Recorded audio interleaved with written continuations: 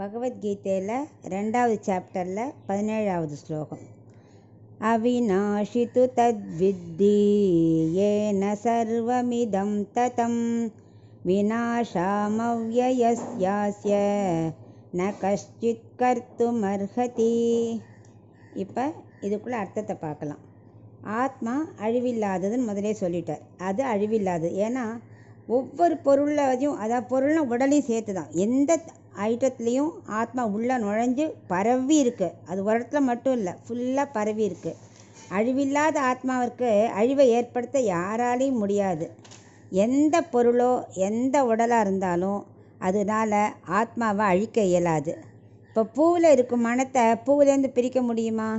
முடியாது. எவ்வளோ பூவை பிச்சு படலாம், அது எத்துக்கூண்டு பூலையும் அதுக்குள்ளே மனம் இருக்க தான் இருக்கும். அதை போல் இந்த ஆத்மா ஒரு இடத்தின் உள்ளே இருந்தாலும் அதன் அறிவு உடல் முழுவதும் பரவி இருக்கு. நுண்ணிய ஆத்மா ரொம்ப ரொம்ப ரொம்ப சிறியது, அதை வெட்ட முடியாது. சூஷ்மந்தான் சூலத்தை அழிக்க முடியும். ஒரு சிறிய பொருளான ஆத்மாவை பெரிய பொருளால் அழிக்க முடியுமா? ஏன்னா அது ரொம்ப நுண்ணியமானது, அழிவில்லாதது. ஒரு மரத்தை அறிவாளால் வெட்டலாம், பட் அந்த மரத்தூளை வச்சு அறிவாளை வெட்ட முடியுமா? அதை மாதிரி ஆத்மா அவ்வளோ நுண்ணியமானதுன்னு அவர் கிளியராக எக்ஸ்பிளைன் பண்ணுறார்.